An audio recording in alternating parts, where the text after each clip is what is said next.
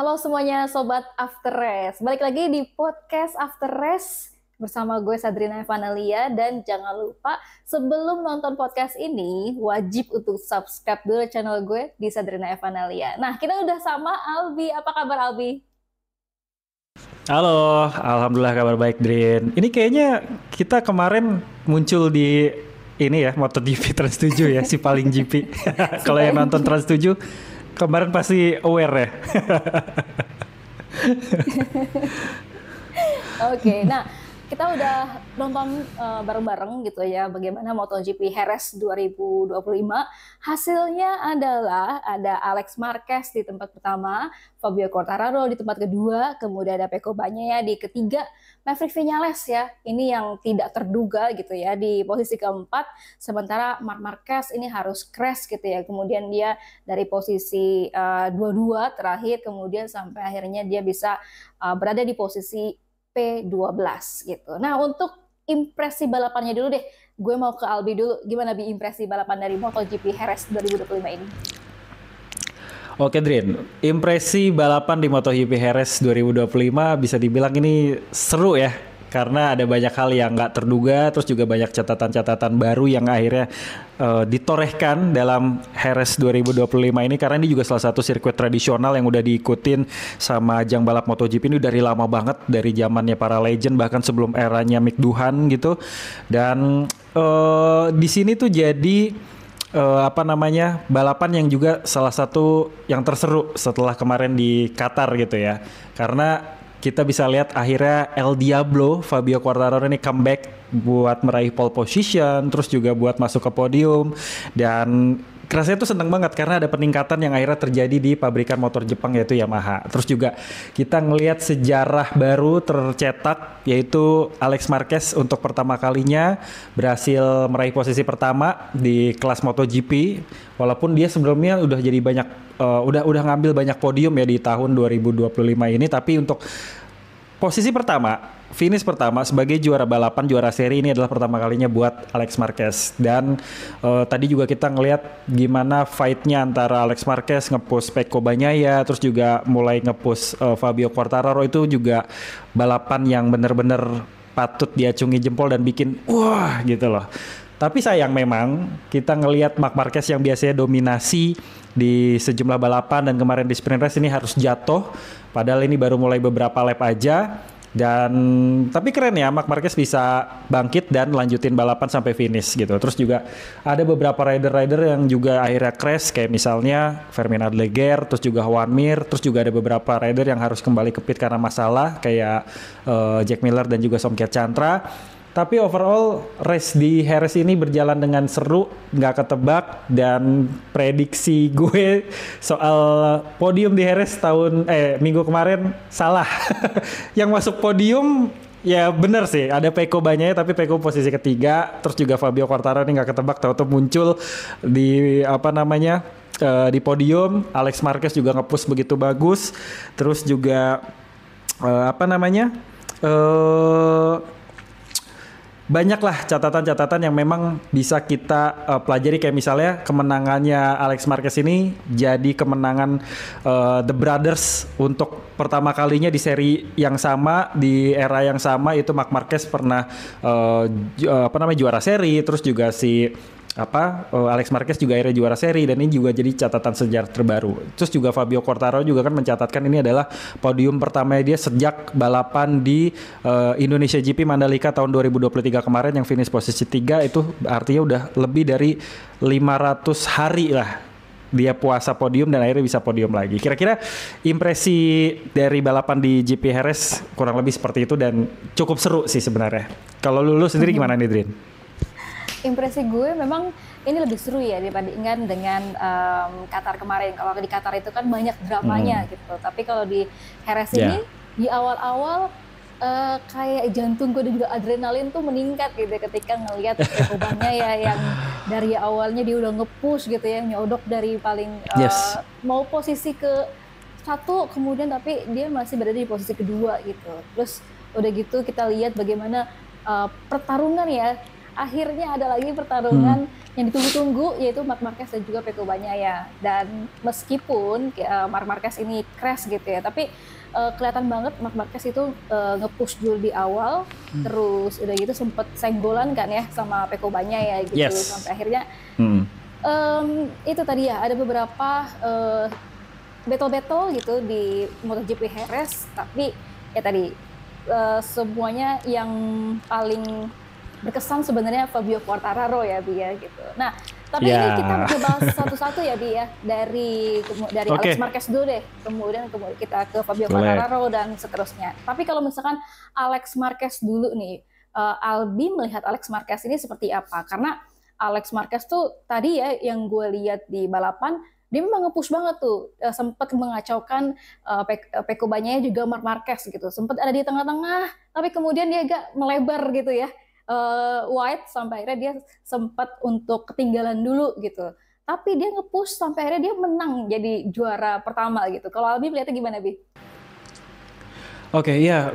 Kalau dari performa, memang Alex Marquez ini kelihatan yang paling menonjol juga ya. Selain tadi kita ngeliat Fabio Quartararo yang akhirnya bisa comeback, gue juga ngeliat Alex Marquez ini seperti memanfaatkan momentum, Drin. Jadi setelah abangnya ini mengalami insiden dan tercecer ke belakang, Alex Marquez tuh kayak, gue nggak mau nyanyiin kesempatan nih gitu. Di depan gue udah ada Pecco, terus juga ada Fabio Quartararo gitu yang pakai Yamaha, dan mungkin Alex Marquez berpikir apakah Fabio Quartararo ini hanya kebetulan aja atau memang sudah mulai terjadi peningkatan gitu. Jadi kayak satu sisi di depannya ada benteng yaitu Pecco Bagnaia yang udah berapa kali battle sejak awal musim 2025 sama Alex Marquez dan cukup sengit gitu, tapi di depannya tuh mungkin gue menilai Alex Marquez berpikir wah ada sedikit kemudahan nih karena ada Fabio Quartararo gitu. Nah akhirnya sempat terjadi tuh duel antara Alex Marquez dan juga Pecco, dan kelihatan tuh ngotot banget gitu ya, nge-push banget. Dan di sini kelihatan tuh bedanya GP24 base yang dipakai sama Alex Marquez dan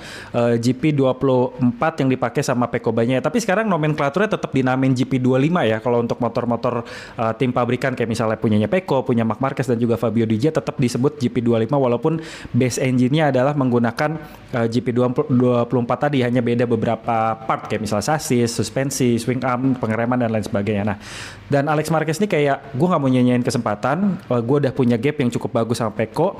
Pecco juga kelihatannya tuh agak hati-hati di balapan Jerez ini, Drin, karena beberapa kali juga gue ngeliat dia ngeremnya agak sedikit kesulitan, dan itu jadi momentum buat Alex Marquez nyusul di si Pecco Bagnaia. Dan setelah kesusul kelihatan Pecco Bagnaia juga nggak fight back dan cukup ngejaga ritme aja, dan akhirnya Alex Marquez tinggal bertarung dengan Fabio Quartararo di beberapa putaran, dan Fabio juga ternyata cukup kuat. Mungkin asumsi yang semula muncul di benaknya Alex Marquez agak sedikit demi sedikit tuh mudar.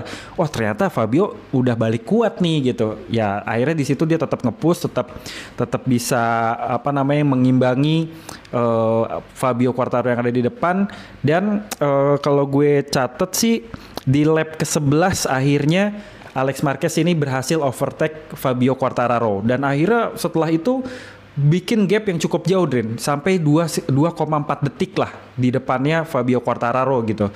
Dan Fabio Quartararo juga mau coba nge-push, kayaknya nggak kekejar ya, karena memang GP24 ya Alex Marquez tuh bisa dibilang emang kuat banget sejak awal musim, dan kayaknya pas Alex Marquez udah di depan, dia tuh udah punya ambisi. Ini harus jadi kemenangan pertama gue gitu. Dan kelihatan dia terus nge-push, dan gapnya tuh nggak disisain banget buat motor-motor yang di belakangnya. Mulai dari Fabio ke Pecco dan lain sebagainya, itu benar-benar gapnya tuh dijauhin sebisa mungkin. Dan ketika dia masuk tikungan terakhir yang tikungannya tajam itu kan, tikungan Jorge Lorenzo, dia kelihatan banget begitu emosional, dan gue sendiri yang nonton tuh kayak, wah ini akhirnya setelah bergabung ke MotoGP sejak tahun 2020 akhirnya dia bisa juara gitu loh.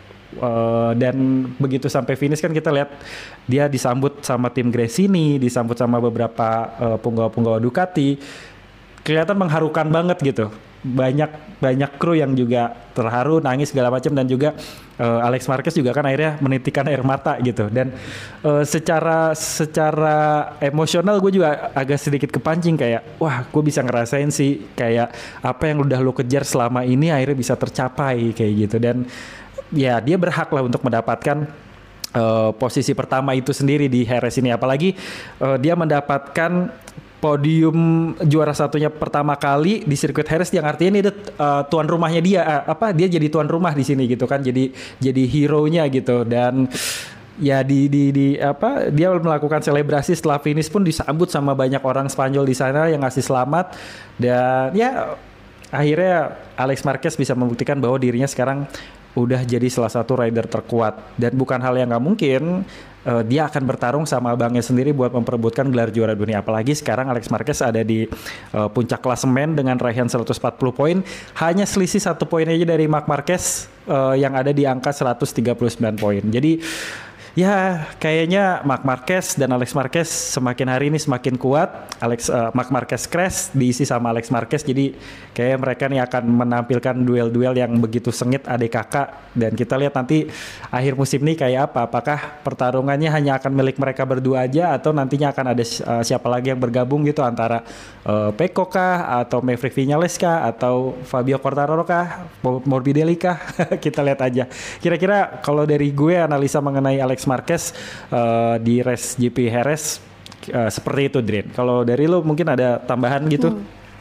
Iya, kalau tadi kita lihat memang emosi kemudian haru gitu ya dari tim Gresini ke Alex Marquez terasa banget gitu. Tadi juga Marc Marquez gitu, meskipun dia crash, kemudian dia kan dari pitnya atau garasinya langsung ke Parfume gitu ya untuk memeluk adiknya. Itu kelihatan banget sih di matanya si Marc Marquez ini, bener-bener merasa bangga gitu ya. Meskipun tadi memang senyumnya Marc Marquez agak sedikit pahit gitu ya, karena dia crash. Berbeda banget timbang waktu kemarin Marc Marquez dan juga Alex Marquez itu di podium sprint race. Semuanya jadi, pada fansnya juga kan pada ikutin ketika Marc Marquez bersorak-sorak, semuanya jadi pada happy gitu ya. Nah tadi kan kita udah lihat nih soal tadi Albi udah nyebutin klasemennya. Nah ini gue mau tunjukin klasemennya dulu ya untuk klasemen saat ini untuk MotoGP, yaitu pertama tadi ya Alex Marquez di 140, kemudian Marc Marquez ini bener banget cuma beda selisih 1 poin aja dari Alex Marquez, yaitu 139, kemudian Pecco Bagnaia di 120, Morbidelli di tempat keempat ada poinnya 84, kemudian Bigia ini di posisi kelima, dan Quartararo nih akhirnya dia naik ya di posisi ke-6 dengan 50 poin. Nah, kita balik lagi ke Alex Marquez dulu ya, Bi. Tadi setelah wawancara gitu ya, wawancara konvers setelah balapan gitu, Alex Marquez ini sempat bilang dia memang percaya diri banget setelah bisa ngebalap Fabio Quartararo, bahkan di 7 lap terakhir gitu sampai akhirnya dia mau finish, Alex Marquez sudah berpikir ini apa ya, selebrasi apa yang bakal dia lakuin ketika melintasi garis finish gitu. Jadi dia udah pede banget sih, dan dia udah yakin kalau dia bakal menang di Jerez ini gitu. Tapi sebenarnya benar juga kata Albi tadi, ketika Marc Marquez crash, ini Alex Marquez langsung berpikir, oh oke, ini yang seharusnya tidak dilakukan sama Alex Marquez, atau dia kayak bisa, gue tidak melakukan apa yang dilakukan sama Marc Marquez. Abis itu dia pelan-pelan ini nyalip Fabio Quartararo, dan dia bilangnya dia fokus konsisten sampai akhirnya bisa ngebalap sampai ninggalin Fabio Quartararo tuh cukup jauh ya. Tadi bener Abi 2,4 detik gitu. Dan itu kan lumayan jauh banget gitu ya.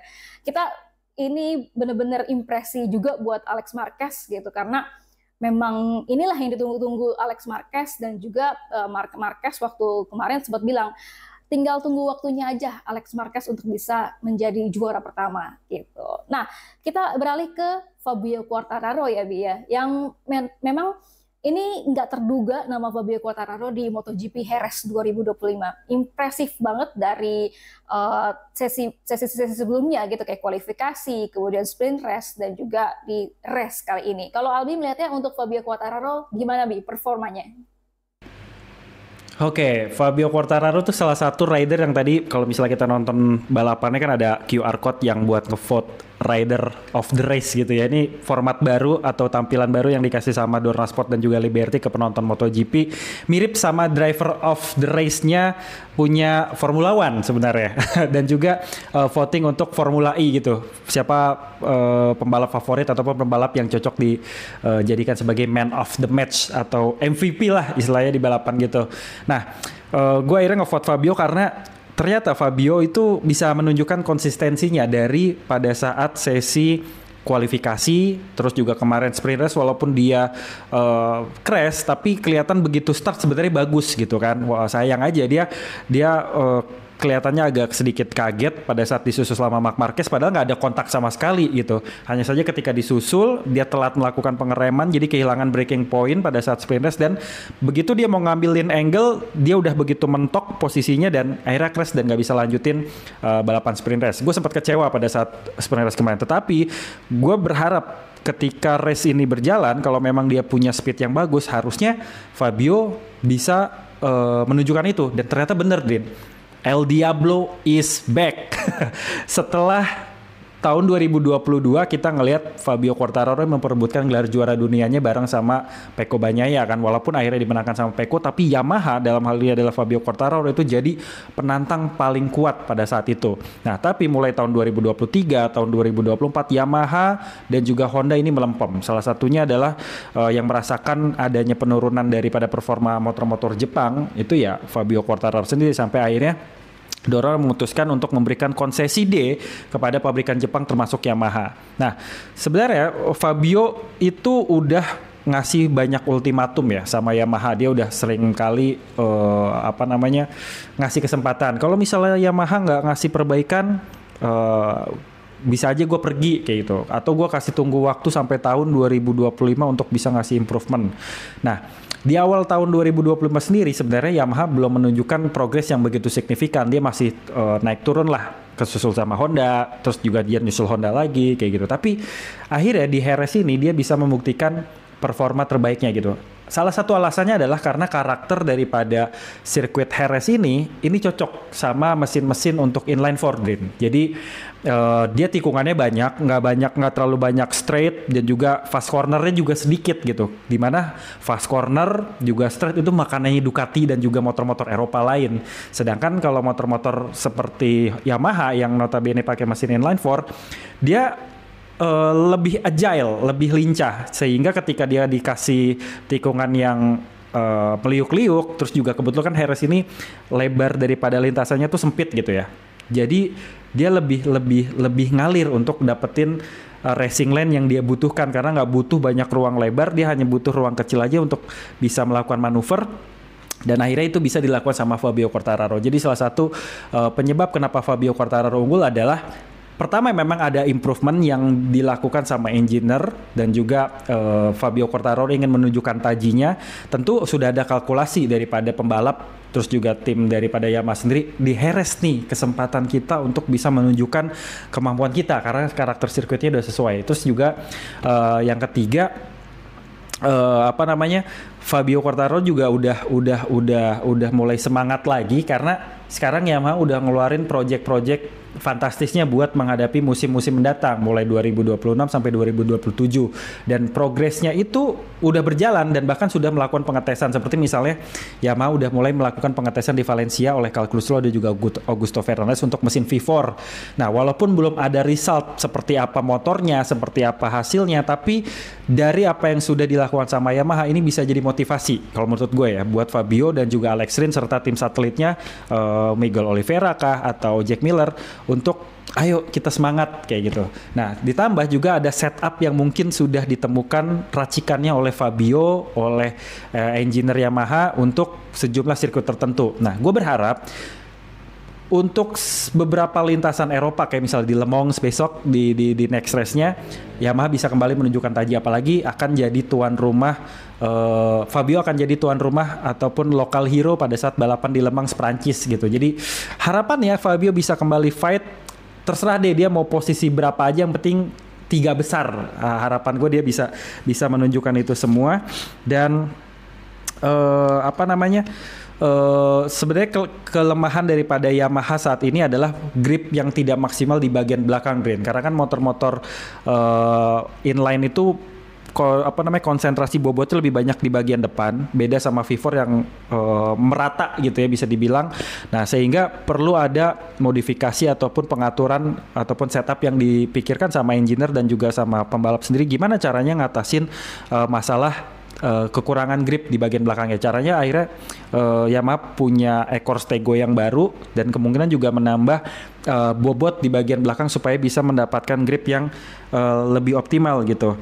Nah, terkait dengan mesin V4 sendiri, saat ini memang masih dikembangkan dan juga masih terus dites sama test ridernya yang tadi gue udah sebut, ada Carl Crutchlow dan juga ada sama Augusto Fernandez.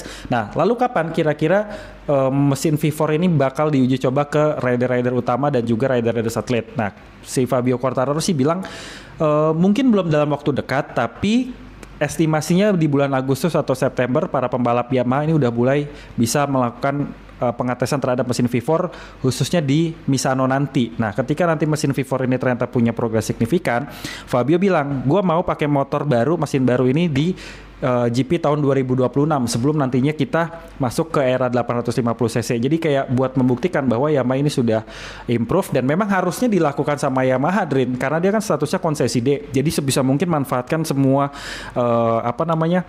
kelonggaran yang dikasih sama Dorna Sport buat memaksimalkan itu semua gitu.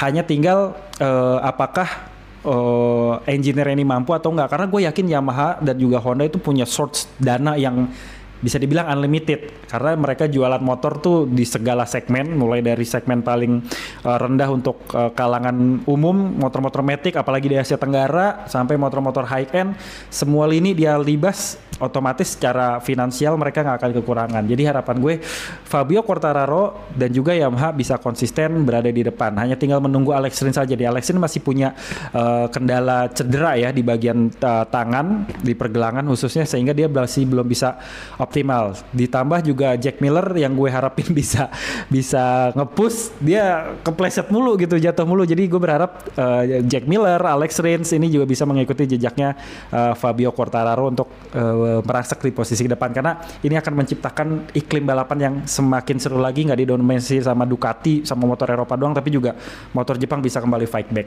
Kira-kira begitu, Dream. Iya, gue juga senang banget ya ketika Fabio Quartararo bisa ngacak-ngacak gitu ya, istilahnya Ducati yang ada di depan gitu. Nah, kalau misalkan Quartararo kemarin di sprint race gitu ya, dia bisa awalnya bisa ada di depan, tapi kemudian sempat disalip sama Marc Marquez, kemudian Fabio Quartararo crash gitu. Setelah sprint race, Fabio Quartararo bilang, nggak masalah, nggak masalah crash, kemudian juga disalip sama Marc Marquez, karena dia merasakan enjoy banget gitu bisa berada di posisi depan lagi. Dan bahkan sebenarnya sebelum race gitu ya, Fabio Quartararo bilangnya dia hanya ingin enjoy di depan, kemudian nggak apa-apa lah nanti di posisi 4 lap juga gue bakalan crash gitu ya. Tapi ternyata doanya tuh nggak terkabul, dia malah bisa melaju sampai di posisi kedua gitu ya, sampai selesai race gitu. Tapi kemudian setelah konversinya race gitu ya di balapan MotoGP Jerez ini, Fabio Quartararo tadi bilang dia benar-benar enjoy dan baru pertama kali lagi merasakan ketika nggak ada orang di depan gitu ya, balapan nggak ada orang di depan, dan dia bilang ini sangat-sangat sesuatu rasanya sangat menyenangkan gitu ya, sangat-sangat menakjubkan dan juga amazing, dia bilang gitu, Bi.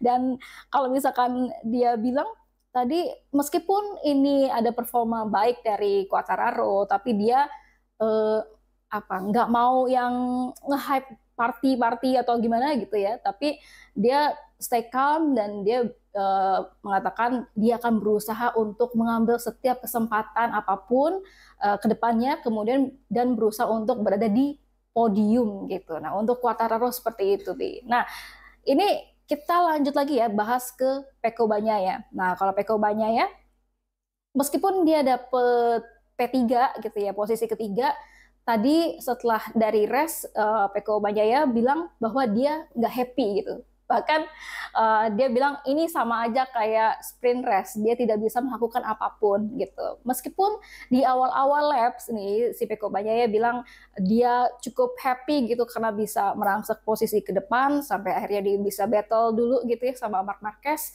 Tapi setelah mau membalap Fabio Quartararo gitu, Pecco Bagnaia ini merasa dia kehilangan grip depan.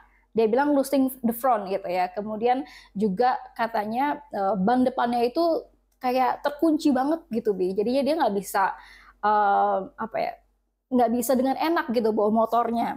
Dan kalau bilang setelah itu juga Pecco Bagnaia bilangnya oke lah gitu. Dia nggak happy, tapi untungnya nih di Senin setelah balapan berarti di tanggal 28 April ini ada tes Jerez Bi gitu ya. Jadi hari ini ketika podcastnya Premier gitu ya, ini lagi Jerez tes nih Bi gitu. Dan Pecco Bagnaia bilangnya oke nggak apa-apa, ini dengan adanya tes Jerez dia bisa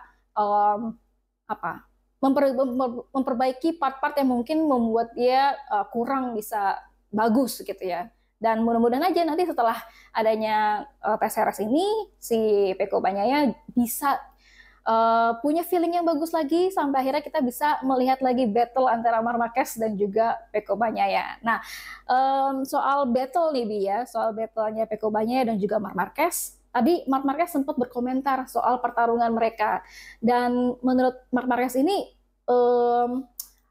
pertarungan dia sama Pecco Bagnaia ini adalah sesuatu hal yang bagus banget.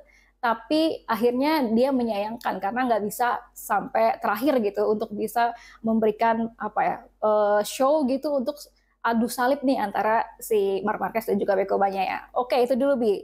Kita ke Pecco Bagnaia dari Albi, gimana analisisnya? Oke, tadi sebenarnya udah disampaikan sama Sadrina ya, Pecco tuh masih mengalami namanya belum confidence dia dengan motornya dia yang dia pakai di tahun 2025.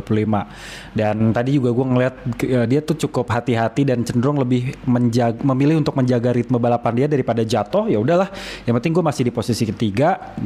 Dan bahkan gue sangat percaya sebenarnya Pecco itu bisa banget secara potensi itu menyusul Fabio Quartararo gitu. Tapi karena itu tadi Pecco belum menemukan rasa kepercayaan diri dia khususnya sama bagian bannya dia, sehingga dia lebih memilih untuk ya udahlah gue jaga ritme aja di posisi ketiga. Di belakang gue udah ada Maverick Viñales, karena tadi juga gue ngeliat pitboard yang dikasih sama timnya dia itu ada tulis Maverick Viñales, jarak itu makin dekat gitu. Walaupun hitungannya kayak 0, sekian detik gitu ke Pecco gitu, tapi bisa jadi ancaman. Dan terus menerus juga Pecco jaga gap sama Fabio Quartararo juga nggak terlalu jauh, ada di sekitar 0, sekian detik juga gitu, nggak nyampe 1 detikan. Nah, ditambah lagi pada saat dia habis ketemu straight mau masuk ke tikungan, Pecco itu kan sebenarnya sama kayak Marc Marquez, dia punya karakter untuk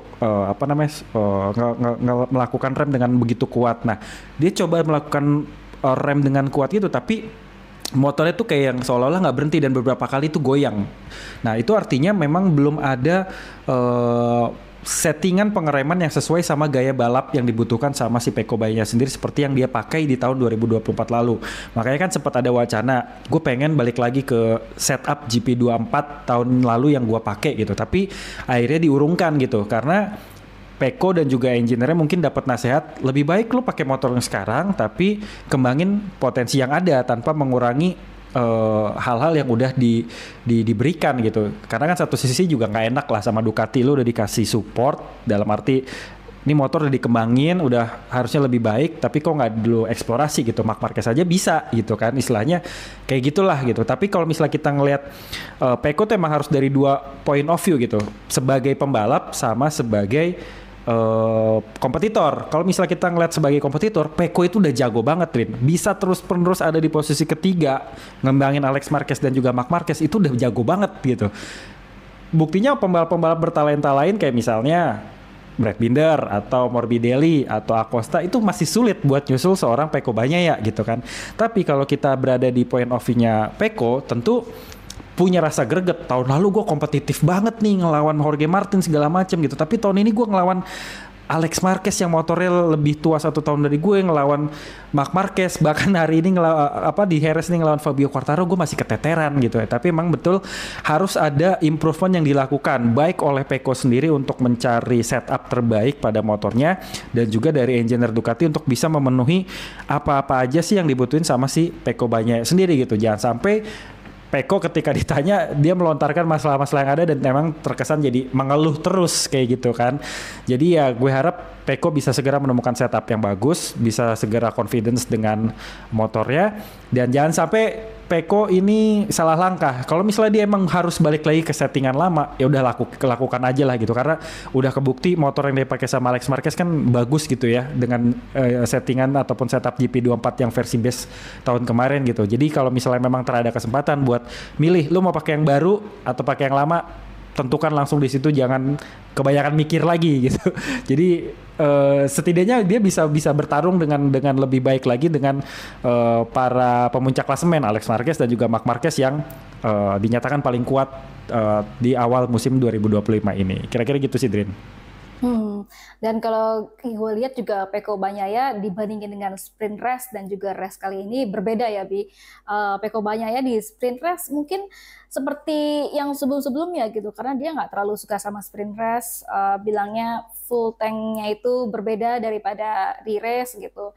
Tapi kemudian di race sendiri Pecco Bagnaia tadi ya di awal-awal dia memang agresif banget gitu, sampai akhirnya dia bisa nyodok duluan gitu ya. Nah oke, kita berharap aja sama Pecco Bagnaia supaya bisa bisa ngebalap lagi Marc Marquez dan juga Alex Marquez gitu. Nah kita lanjut ke Marc Marquez maybe ya.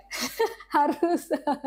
Oke, kita lanjut ke Marc Marquez nih. Tadi kita udah ngomongin Pecco Bagnaia gitu. Nah, kalau Marc Marquez sendiri, kalau misalkan nggak crash nih, Bi, kira-kira ya, kalau menurut gue, kira-kira Marc Marquez ini akan bisa podium pertama sih. Yang mengalahkan Marc Marquez sebenarnya adalah dirinya sendiri, yaitu crash gitu. Nah, kalau Albi melihatnya kayak gimana, Bi, kalau untuk Marc Marquez? Oke, ya walaupun pada saat 2 minggu lalu gue memprediksi bahwa podium pertama akan diraih oleh Pecco, podium 2 akan diraih oleh Marc Marquez, dan 3-nya akan diraih sama Morbidelli atau Alex Marquez. Tapi kalau kita ngelihat balapan hari ini gitu ya, dengan performa yang dilakukan, memang andaikan Marc Marquez tidak dikalahkan oleh dirinya sendiri sampai crash, dia bisa jadi podium pertama, dan tidak akan memecut Alex Marquez buat berada di posisi ke-3-2 gitu. Karena posisi pertama akan dimiliki sama Marc Marquez sendiri, apalagi Marc Marquez udah sangat confident sebenarnya dengan motornya dia, dan andaikan kalau dia nggak crash ya dia bisa jadi juaranya sih gitu. Nah yang gue bikin jadi tanda tanya itu adalah Marc Marquez tuh kenapa sih jatuhnya gitu loh. Dia lagi tikungan kiri, di mana tikungan kiri kan jadi favoritnya dia gitu. Kenapa tiba-tiba delosor? Gue juga kaget dan sampai teriak, oh shit man gitu, jatuh gitu, kenapa lo harus jatuh gitu kan. Karena sebelumnya dia lagi mempertontonkan aksi yang seru gitu, dia lagi susul-susulan sama Pecco, sempat senggolan juga sama Pecco, dan ya itu tadi Marc Marquez juga sempat bilang kan, kalau dia andaikan dia nggak jatuh, dia mungkin juga bisa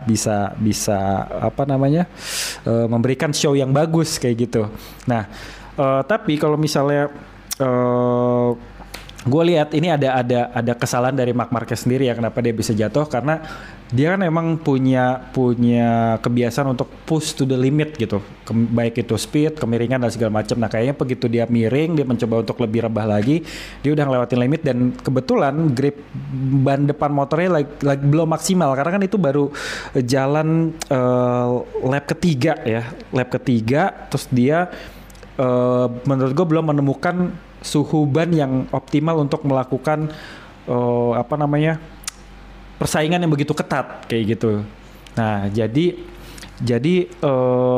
begitu dia melakukan lean angle saat cornering, grip bannya belum optimal sehingga dia akhirnya jatuh gitu. Tapi yang patut diacungi jempol dan patut diapresiasi adalah Marc Marquez bangkit lagi, Drin. Dia jatuh ke gravel nih, posisi motor sebelah kirinya udah grompal, sobek, itu downwash duct-nya hancur, terus juga side podnya dia juga udah rusak, nggak berbentuk, udah nggak ada lagi, tapi dia bisa ngelanjutin balapan. Ini sama kayak dia waktu di Austin ya, di Austin dia lanjutin balapan tapi kan nggak sampai finish, cuma bertahan sekitar 3-4 lap karena nggak memungkinkan, ke footstepnya udah patah. Nah sedangkan di Jerez ini semua fungsi masih normal. Hanya saja pasti ada gangguan lah dari downwash duct-nya, terus juga dari set pot kirinya udah hancur, pasti secara mengendalikan handling motornya udah beda ataupun udah berubah. Dia kececer sampai posisi 22, tapi lap by lap dia akhirnya terus menerus nyusul orang-orang yang ada di depannya. Walaupun memang kebantu sama beberapa yang harus retired, masuk ke pit, ada yang crash juga kayak Juan Mir sama Fermin Aldeguer. Tapi dia tetap melakukan beberapa fight gitu sama Alex Espargaro, Pak RT yang kebetulan dapat wildcard di sini, dia fight. Terus juga dia nyusul Raul Fernandez yang tadinya dia posisi 22, pelan-pelan naik ada di posisi 15 dan finish di posisi 12. Yang artinya setelah dia crash, dia ketinggalan di posisi terakhir, dia masih bisa finish di zona poin. Walaupun finishnya itu cuma dapat 3 poin aja karena berada di P12, tapi keren banget. Andaikan Fabio Quartararo tidak menampilkan kekuatannya seperti hari ini, gue akan ngevote Marc Marquez sebagai rider of the race gitu, karena mentalitasnya dia yang habis jatuh tapi bisa kembali balapan, dan gak cuma balik balapan tapi dia juga tetap nge-push untuk bisa berada di zona poin. Jadi gue standing applause banget buat Marc Marquez di Jerez ini karena tetap menampilkan pertunjukan yang luar biasa gitu. Motornya hancur, habis kececer tapi bisa finish di zona poin. Kira-kira begitu, Drin.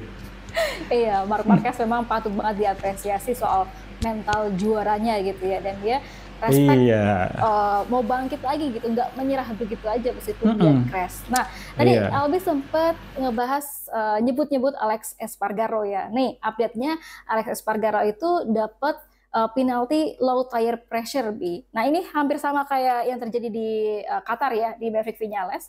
Sampai akhirnya untuk di MotoGP Jerez ini, Alex Espargaro mendapatkan penalti 16 detik yang tadinya dia berada di posisi 14, sampai akhirnya harus berada di posisi 17 gitu. Nah, kita balik lagi ke Marc Marquez B.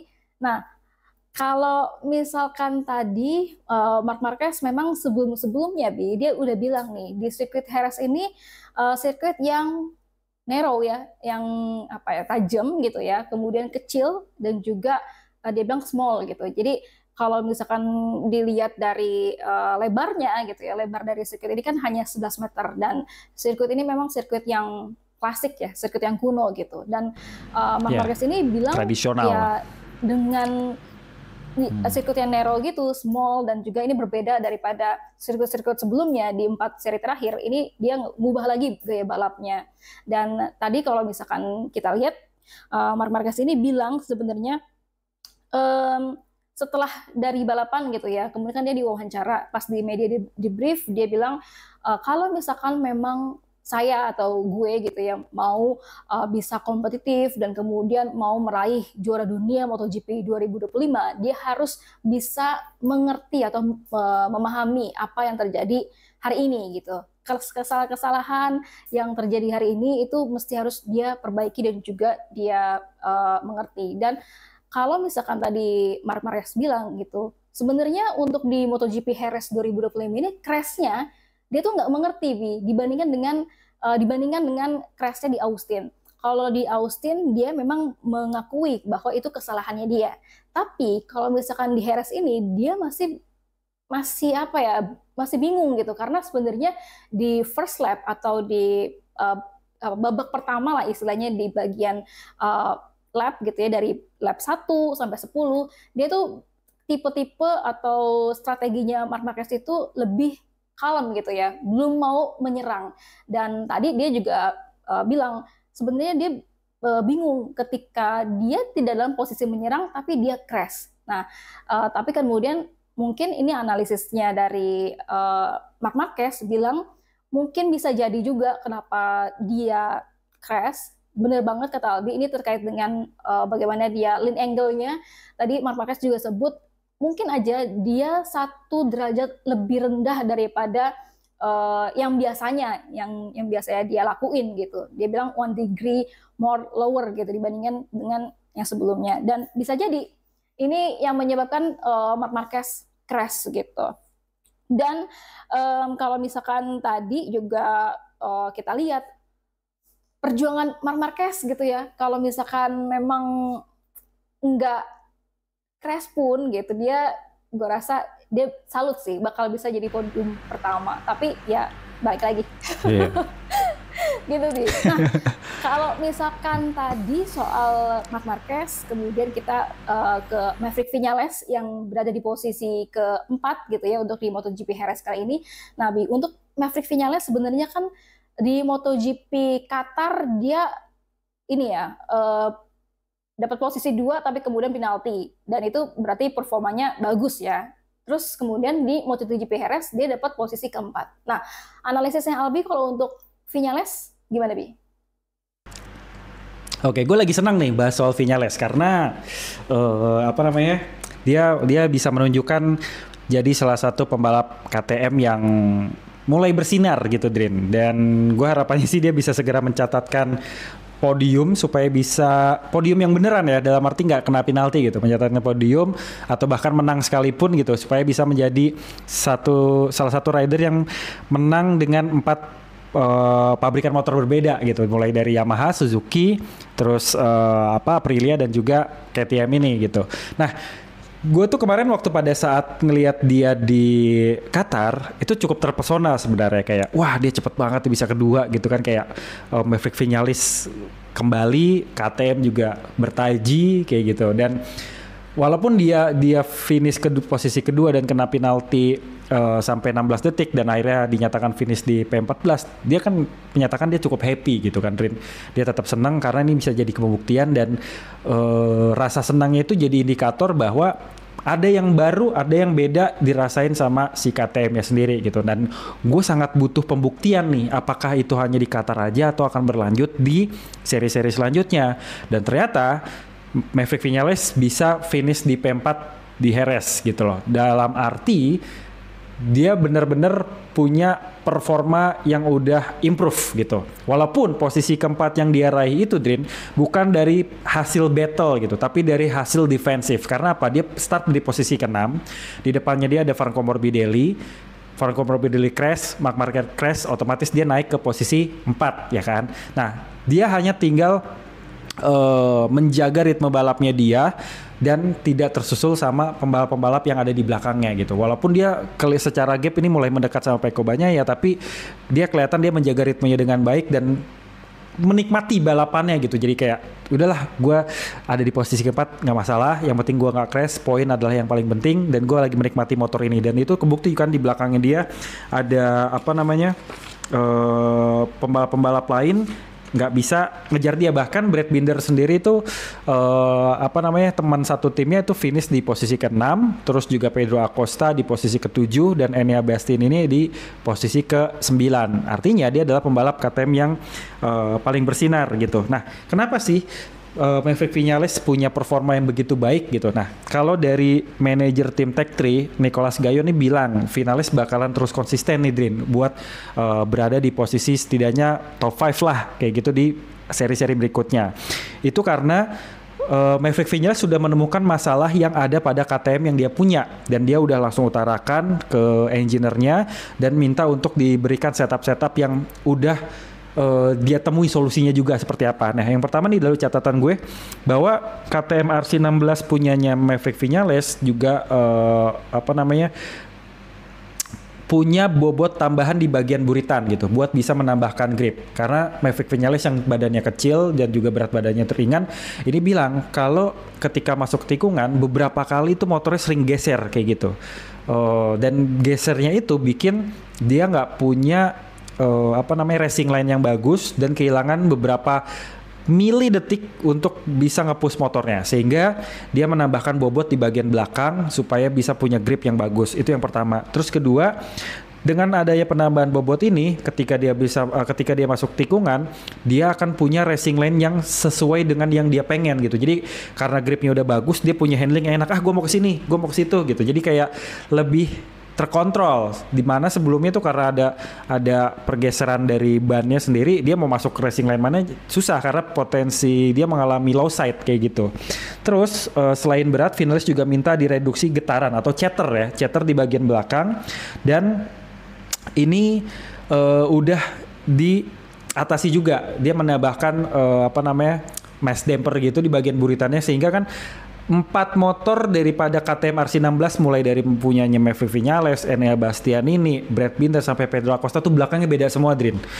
Mulai dari bentuk spoiler, bentuk buntutnya, sama bentuk knalpot itu beda-beda karena disesuaikan sama masing-masing gaya berkendaranya gitu. Nah, tapi Maverick Viñales ini menjadi rider KTM pertama yang menemukan solusi sehingga dia sekaligus jadi apa ya? Jadi test rider lah dalam ajang balap ini sebagai salah satu pembalap yang memang mengembangkan motor itu sendiri. Bahkan Enea Bastianini mengaku kalau motor yang dipakai Maverick Viñales ini berbeda dibandingkan dengan 3 motor lain yang ada di garasi KTM, dan sampai sekarang masih akan terus dieksplorasi sama si Maverick Viñales. Bahkan Enea Bastianini pun belum diperbolehkan buat mencoba motor ini katanya. Sehingga ya udah kita serahin dulu sama Maverick Viñales, kalau misalnya emang ini udah final, udah ketahuan masalah di mana dan solusi yang dikasih udah benar, baru nantinya akan seragamkan lah atau mulai diaplikasikan ke beberapa rider lain yang mungkin punya keluhan yang sama gitu. Nah, tapi dari keempat rider yang punya keluhan sama seperti Maverick Viñales itu ternyata cuma Enea Bastianini dan juga Brad Binder aja. Sedangkan Pedro Acosta keluhannya ada, tapi solusi yang akan diambil itu berbeda. Di mana Pedro Acosta lebih memilih setup untuk motor tahun 2024 yang akan dia pakai dibandingkan dengan menggunakan setup tahun 2025, Drin. Jadi di luar mesin, Pedro Acosta akan menggunakan swing arm, sasis, dan juga elektronik tahun 2024 kemarin, yang mana itu bikin Pedro Acosta lebih lincah pada saat dia masih digas-gas gitu. Ini kebukti karena di tahun 2025 ini Pedro Acosta kayak hiu yang ompong ya. Kan dia DL Tiburon gitu, ikan hiu julukannya. Nah, jadi dia kayak nggak punya kekuatan selayaknya dia di tahun 2024, sehingga nanti dia akan meminta untuk menggunakan setup 2024. Kalau nggak salah di Jerez ini dia udah mulai pakai settingan GP 2024 ya, Drin. Atau kalau nggak salah juga mulai diaplikasikan sejak GP Qatar kemarin, dan ya akhirnya Pedro Acosta sekarang bisa finish di posisi ke 7. Udah lumayan masuk 10 besar yang cukup merangsak ke depan kayak gitu. Nah, tinggal kita ngelihat nih nanti Enea Bastianini seperti apa, Brad Binder juga seperti apa, dan gue berharap Maverick Viñales bisa terus konsisten dan mengeksplorasi motor daripada RC16 ini sendiri, karena RC16 ini statusnya konsesi C ya, jadi ada di bawahnya Ducati, sehingga dia masih punya kesempatan untuk bisa memperbanyak setup ataupun menambah beberapa part-part yang mungkin masih layak atau masih berada di haluan regulasi yang ada. Hanya mesin aja yang mungkin nggak bisa di utak-atik karena sudah engine freezing seperti yang dilakukan kepada Ducati dan juga Aprilia. Kira-kira gitu sih, Drin. Oke, nanti kita lihat ya bagaimana Maverick Viñales di Lemang gitu ya di Prancis. Tapi Bi, ini kemarin juga Sobat After Race ada yang tanya nih soal analisis datanya ya untuk top speednya siapa, kemudian juga beberapa analisis lainnya. Tapi memang ini juga yang akhirnya menjadi pertanyaan juga, mengapa Fabio Quartararo ini bisa berada di tengah-tengah Ducati gitu ya. Ada Alex Marquez dan juga Pecco Bagnaia gitu. Bahkan Fabio Quartararo bisa mengasapi Pecco Bagnaia gitu, yang dibilang Mio Cargo sampai akhirnya Mio apa tadi? Mio Aerox gitu ya. Ini analisisnya gimana sih Bi kalau dilihat dari datanya? Ya, ini Fabio Quartararo lagi mode Aerox Racing nih, dimana kemarin-kemarin masih pakai mode Mio Cargo itu kalau kata netizen jamet. Nah, ya Din, jadi sekarang kan sebenarnya agak sedikit lebih mudah ya kita buat nge-breakdown data, walaupun belum semuanya bisa kita pelajari, nggak semuanya juga bisa kita sampaikan, tapi ada beberapa mungkin analisa ataupun catatan-catatan yang dirilis sama Dorna Sport sendiri tentang data telemetri daripada race, rider, terus juga motor dan lain sebagainya gitu. Nah, kalau misalnya waktu kemarin Sobat After Race nih ada yang nanya soal top speed gitu. Nah, mungkin sekarang gue coba akan jabarin ya, tapi nggak semuanya. Dimana di balapan Jerez ini ada sejumlah pembalap yang mencatatkan top speed yang cukup tinggi, di mana ada Fabio Di Gia ini jadi pembalap yang mencatatkan menorehkan kecepatan sampai dengan 300,0 km per jam gitu, di mana sirkuit Jerez ini sebenarnya kan lurusannya pendek, lebih banyak tikungan, tapi dia bisa nge-push motor dan nge-reach kecepatan sampai 300 km per jam. Nah, kenapa dia bisa melakukan ini? Karena Fabio Di Gia menggunakan motor GP25 ya, yang menjadi motor paling superior di antara motor-motor MotoGP yang ada saat ini, dan dia kan disupport penuh juga oleh pabrikan gitu. Jadi motornya setara lah sama Marc Marquez dan juga Pecco Bagnaia gitu. Nah, tapi walaupun dia punya top speed tertinggi, tapi kan itu hanya diraih dalam sesekali atau dalam beberapa kali kesempatan aja. Jadi tidak menjadi patokan dia menjadi yang tercepat gitu. Dia peraih kecepatan tertinggi ya, tapi bukan berarti dia mencatatkan waktu putaran tercepat kayak gitu. Nah, terus juga ada Brad Binder di 299,1 km per jam, di mana Brad Binder sebenarnya jadi langganan pencatat kecepatan tertinggi di MotoGP ya. Dia pernah sampai ke 366 km per jam, tapi gue lupa itu di sirkuit mana, dan Brad Binder itu yang memecahkan rekor itu gitu dengan motor KTM RC16-nya. Dan di Jerez ini Brad Binder cuma selisih 0,1 detik aja dari Fabio Di Gia yang mencapai 300 km per jam. Terus juga ada Morbidelli yang mencapai 298,3 km per jam. Terus ada 4 pembalap yang meraih top speed dengan angka yang sama, yaitu 297,5 km per jam. Ini diraih sama Enea Bastianini, Pedro Acosta, Pecco Bagnaia dan juga Bezzecchi. Itu artinya ada 3 pembalap KTM yang nge-push motornya habis-habisan. Terus juga Alex Marquez yang juara pertama, dia ngeraih top speednya di 296,7 km per jam nih, Drin. Selisih sedikit aja dari Marc Marquez. Marc Marquez itu 295,0 km per jam. Jadi bedanya 1,7 detik, 1,7 km per jam.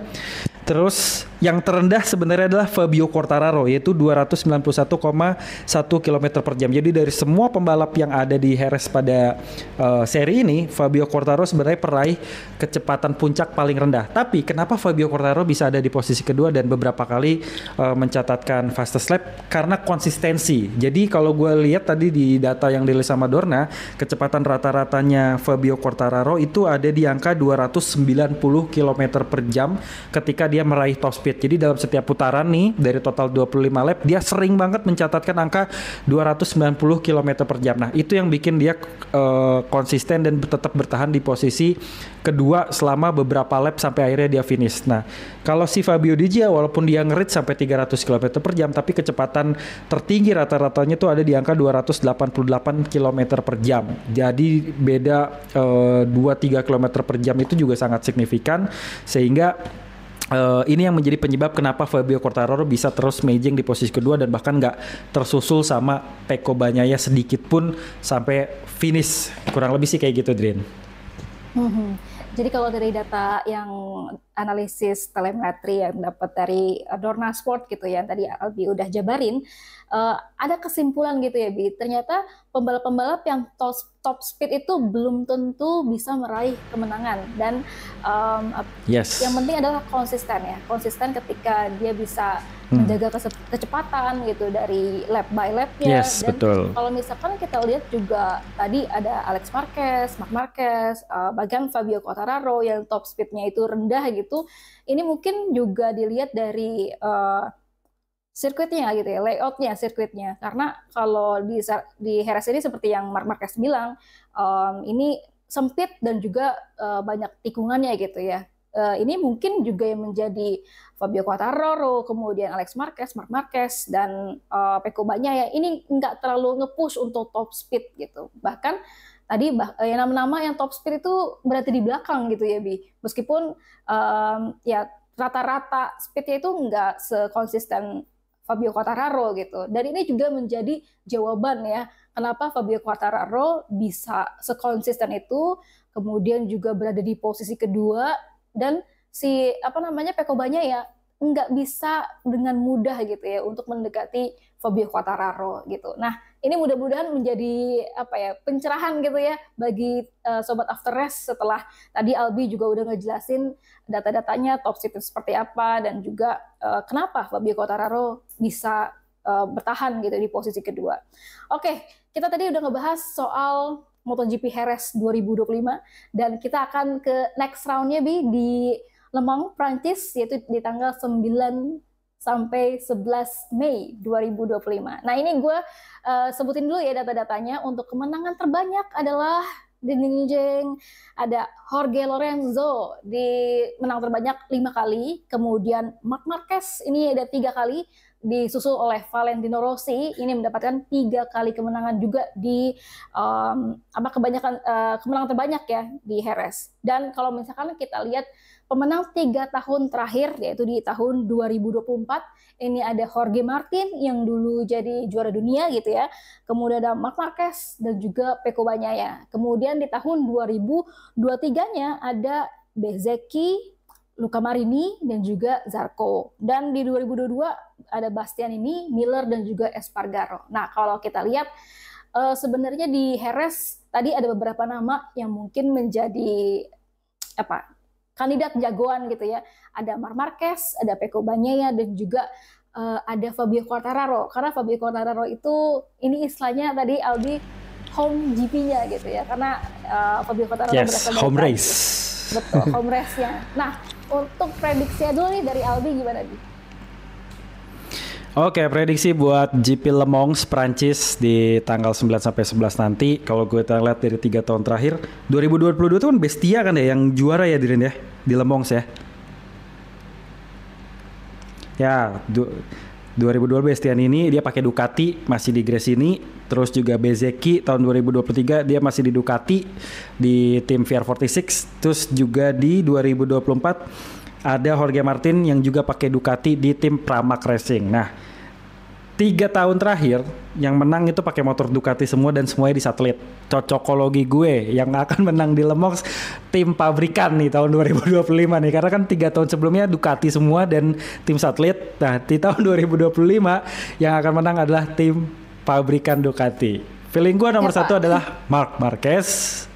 Terus posisi 2-nya Fabio Quartararo karena dia udah menunjukkan kekuatannya dia, dan juga tadi kan dari analisa speed dia rata-rata kan di 290 km per jam dan hampir dicatat di hampir setiap lap. Itu artinya kekuatan motornya udah konsisten, nggak ada pelemahan di sejumlah sektor gitu. Jadi gue berharap dia bisa menang di home race posisi kedua. Posisi ketiganya berat nih, Marc Marquez atau Pecco ya. Gue tetap pegang Pecco deh yang masuk podium untuk posisi ketiga, karena si Pecco ini posisi 3 itu udah kayak posisi pertama lah buat dia untuk tetap berada di posisi tersebut. Nah, tapi ada beberapa black horse yang harus gue siapin juga untuk bisa berada di top 5 ataupun bisa menggantikan posisi Pecco di posisi ketiganya. Ada Alex Marquez, ada Morbidelli, dan gue pegang Johan Zarco. Karena Johan Zarco, Drin, secara klasemen itu sekarang berada di bawahnya Fabio Quartararo, dan Fabio Quartararo dan juga Johan Zarco sama-sama orang Prancis, serta Fabio Quartararo dan juga Johan Zarco juga sama-sama pembalap dengan motor Jepang yang paling konsisten untuk tahun 2025 ini berada di depan gitu. Jadi gue berharap nama-nama seperti Johan Zarco, Morbidelli, Alex Marquez ini berada di posisi top 6 lah. Gue biar fair semuanya masuk. Jadi ada di posisi top 6. Dan kalau untuk utamanya tadi Marc Marquez 1, Fabio Quartararo 2, Pecco ketiga, 4-nya Alex Marquez, 5-nya Morbidelli, 6-nya Johan Zarco boleh lah. Kira-kira gitu. Lo gimana, Drin? Sampai 6 ya prediksinya. Kalau gue iya, 6 biar seru sekalian. Kalau gue sebenarnya agak susah ya, karena ngelihat performanya Alex Marquez, kemudian Fabio Quartararo juga bagus gitu. Nah, tapi kalau misalkan nggak crash gitu, itu Marc Marquez. Jadi gue di Le Mans Prancis akan masang Marc Marquez pertama, kemudian keduanya sama Alex Marquez ya. Terus ketiganya Pecco Bagnaia deh. Baru keempat Fabio Quartararo. Karena meskipun Fabio Quartararo ini home GP-nya gitu ya, atau balapan kandangnya, catatannya belum ada yang terlalu bagus untuk di Fabio Quartararo gitu, untuk di sirkuit ini gitu. Jadi gue masih memasang Marc Marquez, Alex Marquez dan juga Pecco Bagnaia gitu. Mudah-mudahan ada lagi nih nanti pertarungan dari Marc Marquez dan juga Pecco Bagnaia yang kita tunggu-tunggu gitu sampai akhir. Gitu. Ada lagi nggak sebelum kita mau selesai di podcast ini? Udah cukup kayak Din. Kita sisain buat nanti race di Lemong saja nih kayaknya informasi-informasi yang ada nih. Oke, kalau kayak gitu terima kasih banyak buat teman-teman podcast After Race yang sudah mendengarkan informasi-informasi dari gue dan juga Albi. Semoga informasinya bermanfaat buat teman-teman semuanya. Terima kasih banyak yang udah nonton. Terima kasih banyak untuk Albi. Bye-bye Albi. Terima kasih Sadrina. Terima kasih Sobat After Race.